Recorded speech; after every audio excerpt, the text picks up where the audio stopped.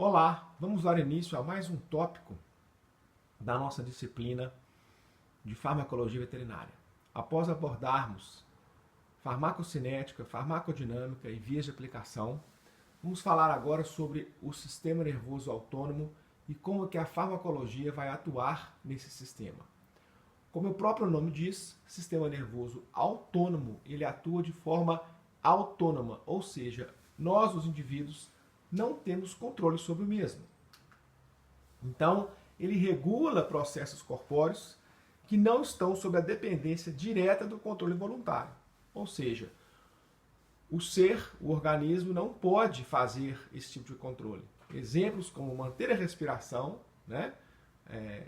frequência cardíaca, produção de urina, produção de secreções glandulares, contração e dilatação das pupilas, contração e dilatação de vasos, tudo isso é regulado pelo sistema nervoso autônomo, de forma autônoma, e é uma forma que o organismo tem para manter a sua homeostase.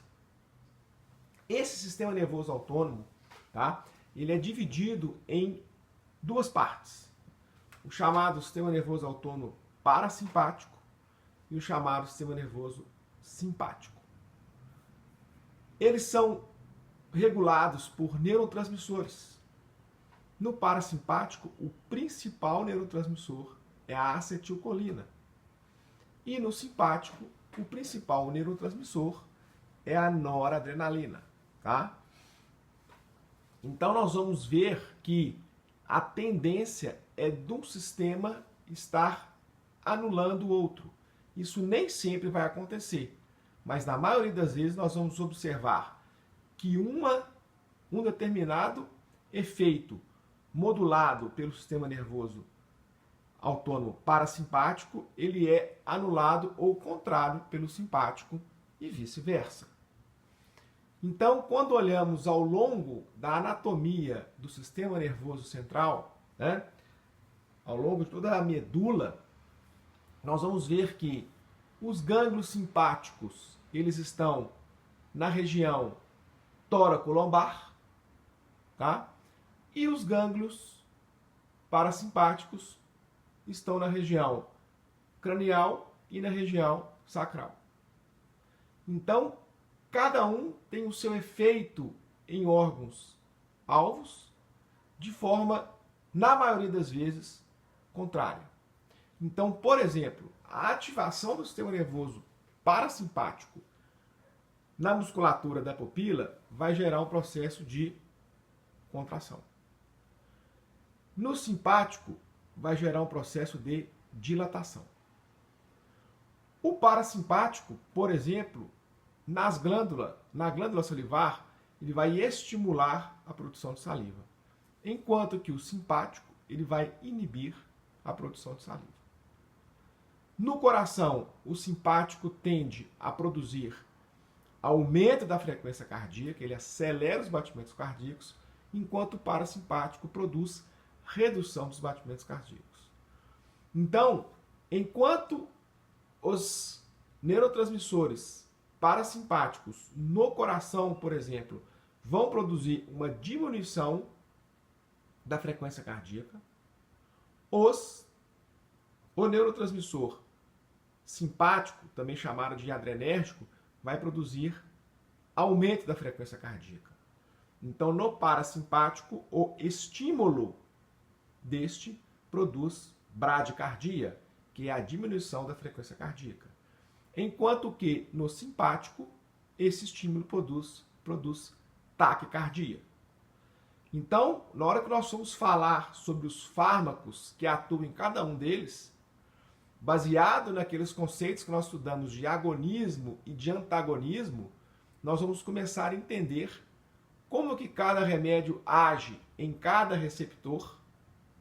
Nós falamos sobre a relação fármaco-receptor, produzindo um efeito desejável. Então, quando eu desejo aumentar a frequência cardíaca de um cão dentro de um processo anestésico, por exemplo, durante uma anestesia, eu tenho opções farmacológicas. Eu posso, por exemplo, parar com o estímulo parasimpático para que se sobressaia o simpático. Automaticamente eu vou ter um aumento da frequência cardíaca, ou eu posso simplesmente de forma agonista estimular mais esses receptores simpáticos, produzindo taquicardia. Nós vamos ver isso quando falarmos sobre fármacos que atuam diretamente nesses receptores com princípios terapêuticos, né? Ou de diminuir a frequência cardíaca ou de aumentar a frequência cardíaca. Outro exemplo muito interessante é no pulmão, né? Quando eu tenho uma crise de broncoconstrição por um processo asmático ou um processo inflamatório, eu preciso produzir o quê? Broncodilatação, para que meu paciente respire melhor. Então, qual que é a forma que eu consigo produzir broncodilatação? Se quem relaxa os brônquios é o sistema simpático, eu vou ter que usar um fármaco que é agonista desse receptor para fazer o quê? Produzir broncodilatação. Então, essa via autonômica, ela tem um processo anatômico neurológico bem definido, que é um estímulo que sai do sistema nervoso central, passa pelo gânglio autonômico e esse neurônio pós-ganglionar vai no tecido-alvo e faz o efeito desejável. Por exemplo, musculatura cardíaca, músculo liso, glândulas e outros. Tá? Então, essa característica de neuroanatômica do neurônio pré-ganglionar e pós-ganglionar. Isso serve tanto para sistema nervoso autônomo parasimpático quanto parasimpático. Então, nós vamos ter esse sistema inervando a maioria dos tecidos, com a função de manter o equilíbrio interno do corpo, estimulando a musculatura lisa, cardíaca e glândulas, operando de forma involuntária com esse padrão medular, passando pelo gânglio e chegando no tecido-alvo. Em termos de função, o que o parasimpático faz, o que o simpático faz? O sistema simpático ele é responsável pelo processo de fuga, pelo processo de você sair fora de uma ameaça. Enquanto que o processo do parasimpático está relacionado a um processo de digestão, de descanso. Então, todos nós, quando tomamos um susto, quando temos uma apreensão qualquer, o que vai acontecer? Nosso organismo se prepara para a fuga, se prepara para a defesa. Então, nós temos taquicardia, vasoconstrição periférica, dilatação da pupila, a boca fica seca e o seu organismo está preparado para correr, para fugir. Quando você se alimenta, né, e você precisa daquele processo de digestão, e quando você vai dormir, né, e vai descansar, quem está predominando nesse momento é o sistema parasimpático. Então nós classificamos, né, nomenclatura, anatômico e função. O sistema simpático, também chamado de adrenérgico, porque o principal neurotransmissor é a noradrenalina e a adrenalina. Anatomicamente, as suas fibras, os seus neurônios saem da região torocolombar. Ele tem um efeito de catabolismo, tá? E um sistema de desgaste, um sistema de fuga, um sistema de queima de energia, porque você precisa sair fora de uma situação que está sendo uma ameaça para o organismo. O parasimpático, também chamado de colinérgico, por causa da acetilcolina, que é o principal mediador neurotransmissor, com a sua presença crânio-sacral, as suas fibras saindo na região crânio-sacral. Ele é anabólico, porque ele está relacionado com o sistema de conservação, de digestão, né, de recomposição da energia. Então nós temos, a princípio, esse sistema nervoso simpático com os seus gânglios, né, e com as suas fibras saindo na região torocolombar, tá? Sistema de desgaste, luta e fuga. E qual que é a produção dele? O que a gente encontra como manifestação clínica, né? Um aumento da frequência cardíaca, chamada de taquicardíaca, dilatação da pupila, chamada de midríase, broncodilatação, né? Então você tem um aumento, né, da área dos brônquios, parada na digestão, um aumento da frequência respiratória, tá? Isso é uma resposta generalizada. Por quê? Porque o indivíduo precisa se preparar para fugir. Então nós vemos que lá no fígado, por exemplo, né, aumenta a produção de glicose hepática, porque eu preciso ter energia para fugir, tá? E assim ele prepara o organismo para a sobrevivência. Esse sistema nervoso, tá, simpático, quando eu aumento a sua atividade, né, o que nós vamos ter? Uma saliva mais viscosa ou pouca produção dele, aumento da sudorese e piloereção, aumento da frequência cardíaca e força de contração do coração, mais uma vez broncodilatação, relaxamento da musculatura lisa, redução do peristaltismo gastrointestinal e aumento da contração da musculatura dos esfíncteres gastrointestinais, ou seja, fechamento dos mesmos, relaxamento da bexiga e contração do esfíncter interno. Então o organismo se prepara para a fuga, para a defesa, para poder sair de uma situação de estresse, de perda. No sistema nervoso autônomo parasimpático, nós já falamos, né, que ele tem uma manifestação anatômica ali, crânio-sacral, né? E o que ele vai fazer com o organismo, né? Ele é um sistema de conservação, descanso, funcional, uma resposta local.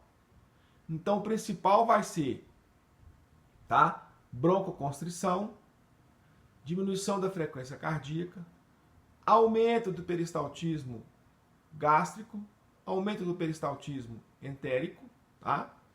Vai estimular a defecação e a micção, tá? Tudo relacionado ao processo de digestão, a um processo de anabolismo, a uma resposta necessária para a conservação do organismo, né? De reposição energética. Então nós temos constrição pupilar com manifestação clínica, secreção lacrimal abundante, secreção salivar fluida e abundante, tá? E aí o nervo vago é o grande representante do sistema nervoso parasimpático, né? Com as suas manifestações chamadas manifestações vagais, aonde eu tenho uma diminuição da frequência cardíaca, uma broncoconstrição, né? E esse aumento das atividades gastrointestinais. Como que a gente pode diferenciar o simpático e o parasimpático em termos anatômicos? Já falamos da localização, onde no simpático eu tenho tóraco-lombar e no parasimpático eu tenho crânio-sacral, tá? Farmacologicamente, né, nós temos as fibras colinérgicas, que são as fibras do sistema parasimpático, que vão utilizar como neurotransmissor a acetilcolina.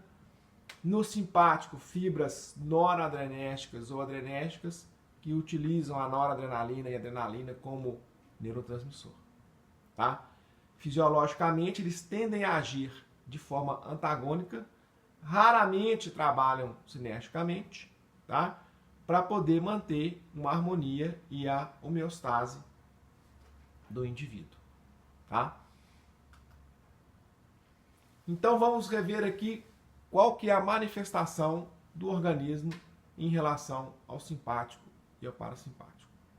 Nos olhos, dilatação da pupila, chamada de midríase, sistema simpático. Constrição da pupila, chamada de miose, parasimpático. Glândula lacrimal, uma vasoconstrição pelo simpático, pouco efeito sobre a secreção, mas pode haver diminuição da mesma. E no parasimpático, um aumento dessa secreção. Tá? Glândulas salivares, devido à vasoconstrição, uma secreção viscosa, uma secreção mais espessa, uma diminuição da produção de saliva. E na vasodilatação, uma secreção fluida abundante, um quadro de cialorreia, chamado de cialorreia. Em termos de glândulas sudoríparas, tá? Secreção copiosa por causa das fibras colinérgicas. No caso do parasimpático, ausência de inervação.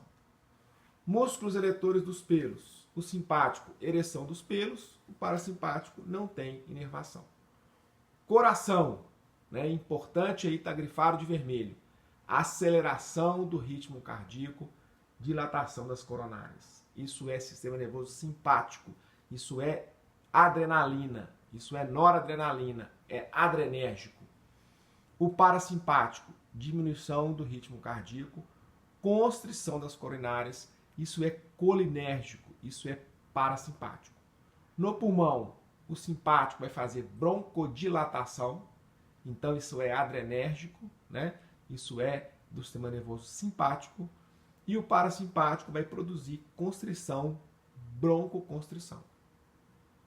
No trato gastrointestinal, o simpático produz diminuição do peristaltismo e fechamento dos esfíncteres, enquanto que o simpático produz aumento do peristaltismo e abertura dos esfíncteres.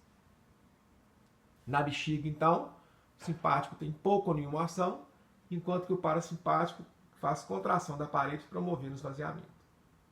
Genitais masculinos, o simpático é responsável pela vasoconstrição que leva à ejaculação e o parasimpático é responsável pela vasodilatação que leva à ereção.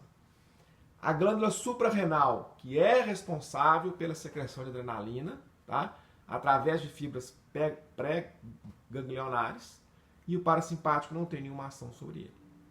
Nos vasos sanguíneos, tá? Principalmente a nível de extremidades, o simpático produz vasoconstrição. E o parasimpático, nenhuma ação, inervação, possivelmente ausente nesse caso. Tá? O próximo tópico é a neurotransmissão adrenérgica. Agora nós vamos focar como que funciona o sistema nervoso simpático, quais são os seus receptores, aonde eles agem e como que os fármacos vão conseguir, através de reações agonistas nesses receptores, produzir efeitos desejáveis, que são efeitos terapêuticos nos nossos pacientes.